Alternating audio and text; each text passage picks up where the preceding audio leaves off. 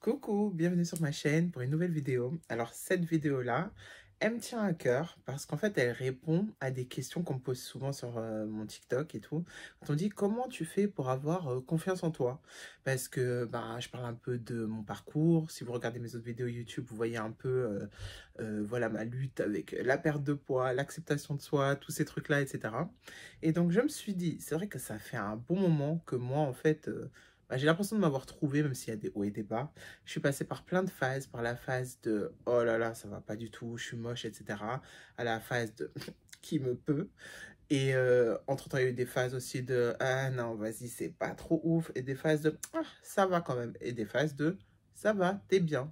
Donc en fait, pour arriver à la phase de ça va, t'es bien, je suis passée par beaucoup de trucs. Et là, justement, je me suis dit, ça serait peut-être bien, si vous êtes dans le même cas, que je puisse bah, vous apporter quelques astuces pour qu'en fait, vous soyez plus dans cette souffrance. Parce qu'en réalité, le fait d'être complexé, de pas s'aimer, de tout le temps se critiquer et tout, et ça rend ouf, c'est une souffrance, c'est une vraie souffrance psychologique. Et quand on n'a pas connu ça, en fait, on ne peut pas comprendre. Donc voilà, donc je vous explique, j'ai préparé mon bloc-notes, tout ça, avec toutes mes idées. Donc vous étonnez pas si je regarde en bas et tout. Parce que je veux que tout ça se soit structuré et bah, que ça vous apporte vraiment quelque chose. Alors, le premier point, donc là j'en ai préparé 7 en tout. Le premier point, c'est le plus important. Le point numéro un, ne jamais se comparer. C'est le truc avec lequel on a tous le plus de mal. En vrai, c'est tellement compliqué. De nos jours, on est là, on a les réseaux sociaux, on a cette obsession de la perfection avec le fait qu'on peut se faire refaire tout ce qu'on veut rapidement si on a les moyens financiers, etc. Et du coup, en fait, cette image de perfection, d'avoir aucun défaut et tout, elle est omniprésente tout le temps. Avant, c'était genre, tu regardes un magazine, bon, il y a des mannequins, mais après, dans la rue, pas tout le monde est parfait. Mais là, en fait, franchement, on va pas se mentir, hein, toutes les meufs, on l'a déjà fait. On est en mode, quand on voit une meuf, genre, grave bien foutue, on se dit, je me demande si c'est vrai ce truc, elle s'est fait refaire, machin. Tout de suite, ça devient un questionnement. Et vu qu'on est dans ce genre d'air et de société, on peut pas vraiment bah, y faire quelque chose parce que c'est notre réalité dans laquelle on vit, qu'on le choisisse ou pas. Et ben le mieux, c'est vraiment de ne pas se comparer et de comprendre que chacun a ses atouts, chacun a ses attributs, voilà, physiques, machin, mentaux d'ailleurs, tout. Et en fait, il faut vraiment trouver ce qui est propre à vous et ne pas regarder comment vous pouvez être quelqu'un d'autre parce que le fait d'être vous, c'est ça qui vous rend unique. Donc pourquoi chercher à ressembler à encore une Kim Kardashian, encore une autre meuf, voilà, contouring, machin et tout ça. Bon, j'ai rien contre ça, j'aime le maquillage, le style et tout, mais vous voyez ce que je veux dire. Point numéro 2. Franchement, vous allez me prendre pour une hippie, machin et tout ça, mais ça aide vraiment. Je sais pas si vous avez déjà entendu parler d'autosuggestion, ou même, c'est un peu aussi la loi de l'attraction, c'est-à-dire que les mots qu'on dit, et ben, c'est ça qui se réalise en fait, les choses dans lesquelles on croit, les choses qu'on met en avant, c'est ça qui devient la réalité de notre vie, sans rentrer trop en détail là-dedans. Mais en gros, quand vous parlez mal de votre corps et vous parlez mal de vous-même, bah, en réalité, vous pouvez que vous sentir mal. Donc, à partir du moment où vous commencez à parler en bien de vous, parfois, et en anglais, il y a un truc, c'est fake it till you make it. Ça veut dire, fais genre jusqu'à ce que tu y crois, jusqu'à ce que ça devienne réalité. Honnêtement, moi, je vous conseille un truc. Tous les matins, quand vous vous levez, bon, prenez votre douche, machin, brossage de dents, tout le truc. Je vais pas vous dire ce qu'il faut faire. Et après, vous regardez dans le miroir et vous vous dites, je suis belle, j'ai de la valeur. Vous dites, en fait, vous notez deux, trois phrases dans lesquelles vous voulez croire, dans lesquelles voilà, enfin, dans lesquelles vous croyez même, etc. Vous notez deux, trois, quatre phrases et vous les répétez. Vous répétez chaque phrase une dizaine de fois, tous les matins. Vous savez pourquoi? En fait, c'est pas juste un truc de hippie un peu ouf et tout, mais c'est que à force de répéter quelque chose, et ben vous l'intégrez. Et si vous l'intégrez, et ben vous commencez à y croire. Et si vous commencez à y croire, et ben vous allez agir en fonction de ça. Et déjà, du coup, vous allez plus prendre soin de vous. Ce qui m'amène au point numéro 3. Parce que ça, c'est très important aussi. Parce que c'est bien le mental. Maintenant, il faut suivre aussi avec le côté physique, esthétique, machin et tout ça. Donc, numéro 3. faites une liste de vos atouts, de ce que vous aimez bien chez vous. Parce que honnêtement, autant vous pouvez avoir des complexes, mais c'est impossible que vous n'aimez rien du tout. Il doit y avoir quelque chose. Faites en sorte de le trouver, faites un effort parce qu'il y a quelque chose. Personne n'est totalement vilain, totalement imparfait. De toute façon, la perfection n'existe pas, mais bon, c'est comme ça qu'on se considère quand on a des complexes. On pense qu'on est imparfait. Et personne ne l'est, d'ailleurs, en réalité. Donc, si par exemple, vous aimez bien vos yeux, vous aimez bien, je sais pas moi, votre poitrine, vos fesses, j'en sais rien, si vous aimez bien votre bouche, votre visage, ou mettez-les en avant. En fait, faites une liste de tout ce qui est bien. Et de temps en temps, eh ben, vous la faites dans votre téléphone, à l'écrit, je sais pas ce qui vous arrange. Et de temps en temps, vous regardez cette liste et vous vous rappelez, tu vois, en vrai, moi, il y a quand même des trucs qui sont bien. Et vous rapprochez de cette pensée-là au lieu de tout le temps penser à ce qui vous plaît pas. Point numéro 4, ça revient un peu à ce que je disais tout à l'heure, mais en plus détaillé. Soyez bienveillant envers vous-même. En gros, ça veut dire, ne vous dites pas, oh là là, qu'est-ce que je suis moche, oh là là, t'as vu.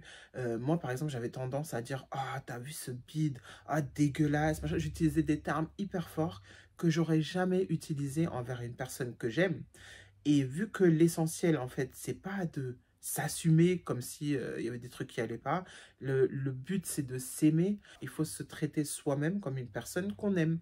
Donc, en fait, choisir ses mots et choisir ses pensées. Après, on contrôle pas tout. Il y a des jours, on est saoulé, on a des mauvaises pensées, etc. Mais il faut essayer de les rattraper. Par exemple, je sais pas, moi, j'ai tendance, j'essaie un pantalon et tout, le truc, je sais pas, la sape, elle me va pas. Je suis saoulé. Je me dis, ouais, ça c'est à cause de mon ventre, ça c'est parce que machin, j'ai pris du poids. En fait, je suis là à m'auto-flageller, alors qu'en réalité, meuf, mets un autre pantalon qui te va mieux. Le pantalon, il t'ira à un moment donné, quand tu auras décidé de perdre ou faire du sport ou j'en sais rien, ce qui est d'ailleurs le cas en ce moment. Mais voilà, en fait, enfin, arrête de te marteler l'esprit pour un truc comme ça. Choisis un truc qui te convient mieux dans cette situation, accepte ça, vois qu'au final, bah, tu as quand même trouvé un truc bien à mettre, tu te sens bien, et voilà, c'est tout, en fait. Reste pas sur une défaite, en quelque sorte. Point numéro 5, très important, mais franchement, c'est un des plus difficiles, je vais pas vous mentir. C'est arrêter de chercher à cacher ce qui vous complexe. Moi ici, je vais tout le temps vous parler du poids, du ventre. Si vous regardez mes vidéos d'avant, vous allez comprendre pourquoi je donne cet exemple-là. Et donc en fait, on a tendance, par exemple, si on est une meuf hyper mince, on va cacher certains trucs. Si on est une meuf à ronde avec des formes, on va cacher certains trucs. Au lieu de mettre nos attributs en avant, on cherche à cacher ce qui nous plaît pas. Alors qu'en réalité, il faudrait certes mettre nos attributs en avant, ce qu'on aime bien, ce qui est à notre avantage et tout, mais ça sert à rien de chercher à cacher ce que vous estimez être un complexe, parce que dans tous les cas, on va être vrai, les gens le voient. Si vous avez, je sais pas, une culotte de cheval, si vous avez du ventre, si vous avez pas de sein, si vous avez pas de fesses, etc., ça se voit. Maintenant, bien évidemment, vous pouvez mettre des vêtements qui sont à votre avantage, qui vous plaisent, mais pas des vêtements qui vous cachent. En fait, il y a une grande différence là-dedans, dans le fait de se cacher ou le fait de mettre des choses qui sont à notre avantage. Je me souviens à l'époque, déjà quand il y avait moins de magasins et d'enseignes qui faisaient des vêtements grande taille, en général, les meufs qui étaient rondes et tout, franchement, tout le monde est habillé pareil. Jean noir ou jean bleu pas trop clair, cardigan, une tunique un peu longue pour se cacher et des baskets ou des bottines ou un truc comme ça. On aurait dit des clones, alors qu'en réalité, en fait, c'était vraiment l'uniforme de la meuf grosse, quoi, en quelque sorte. Et on la mettait toute comme si ça allait mieux passer. Et moi, je me dis justement, franchement, heureusement que maintenant, les enseignes, elles ont enfin compris qu'il faut être inclusif et aller jusqu'à des grandes tailles ou des tailles plus petites, etc., que la norme, entre guillemets, parce que c'est ça aussi qui fait que on peut s'accepter, on peut se mettre à notre avantage, etc., peu importe la taille de vêtements qu'on porte, si vous êtes une meuf hyper grande, maintenant il y a des collections tolles pour les meufs grandes, si vous êtes une meuf super petite, il y a des collections petites, il y a de tout, franchement, donc il n'y a plus vraiment d'excuses. Pourquoi vous vous cachez sous des trucs, en fait, pour qu'on ne vous voit pas? Parce que dites-vous qu'un jour, petite information, petite nouvelle, un jour, on va tous crever. Oui, oui, je sais, c'est fâcheux. Et ben, ça serait triste quand même de se dire, toute ma vie, en fait, j'étais là, sur cette terre, je me suis cachée. Et j'ai pas laissé mon environnement s'imprégner de qui je suis. Point numéro 6, en parlant d'environnement. Ça aussi, c'est très difficile. On sait très bien qu'en général, quand on a des complexes, c'est provoqué par quelque chose. En général, c'est pas nous qui nous levons un jour et on se dit « Oh là là, finalement, j'aime pas du tout mon nez. » Un exemple. C'est pas comme ça. En général, c'est parce que dans l'enfance, les gens ont dit «Ah, t'as vu, t'as un grand nez. Ah, ton nez ceci, ton nez cela.» C'est pas nous, en fait, qui avons créé ce complexe. En général, c'est notre entourage. Et c'est souvent nos proches, c'est souvent ceux qui nous aiment en pensant bien faire, mais en réalité, eux aussi, c'est des êtres humains. Et pourquoi ils font ça? Parce que eux-mêmes ont des complexes. Et souvent, je ne sais pas pourquoi, je cherche toujours la réponse, souvent les gens cherchent à masquer leur propre manque, leur propre complexe, leur propre faiblesse et leurs propres failles en attaquant en fait les autres et en général en se défoulant sur les gens qui sont les plus proches parce que c'est le plus facile, c'est eux qu'on peut le plus facilement atteindre. Et c'est pas forcément avec une vraie intention de nuire, c'est juste humain et bête en fait. Et certains le font plus que d'autres.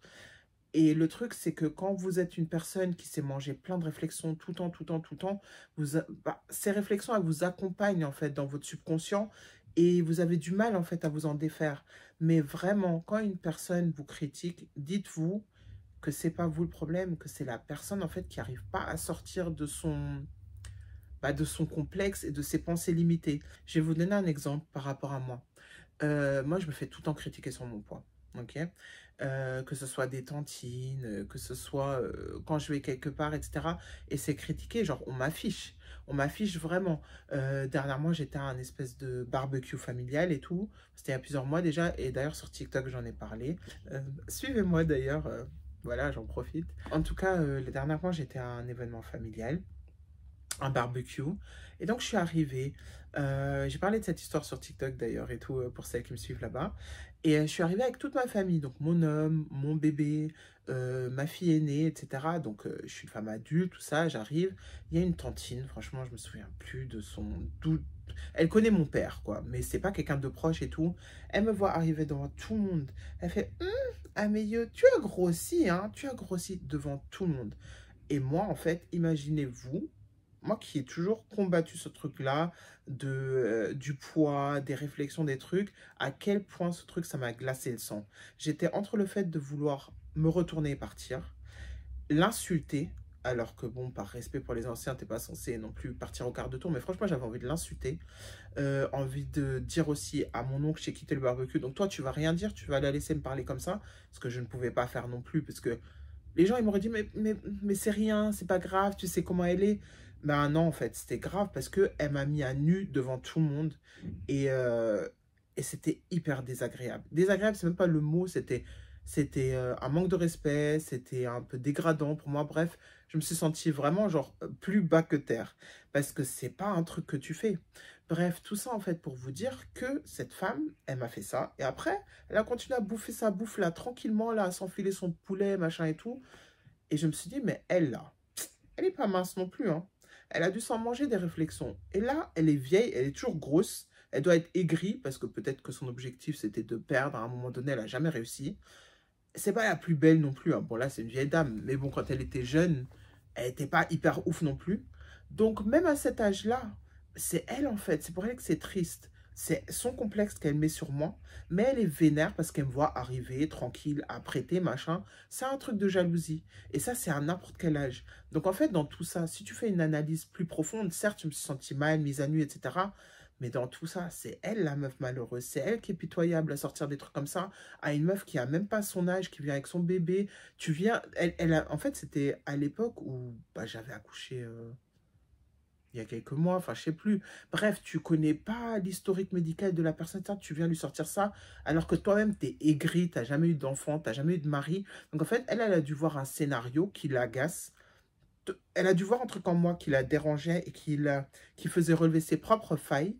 Et du coup, elle s'est sentie obligée de me rabaisser, sortir des trucs comme ça devant tout le monde. Donc, en sachant tout ça, et ben, c'était plus facile. Oh non, je vais pas dire que c'était facile à digérer parce que j'étais vénère, mais c'est plus facile à comprendre, on va dire. Donc, en général, dites-vous que c'est pas vous le problème, c'est la personne qui vous fait la réflexion. Et ça, c'est très important de l'intégrer parce que ça va vous aider à prendre du recul par rapport à beaucoup de réflexions et beaucoup de choses à vous dire, ça, c'est pas mes pensées, ça, c'est une personne complexée, elle m'a balancé un truc, elle a qu'à aller se gérer elle-même, faire une thérapie ou faire un truc pour elle aller mieux, c'est pas moi le problème. Point numéro 7, il faut arrêter de chercher l'approbation des gens.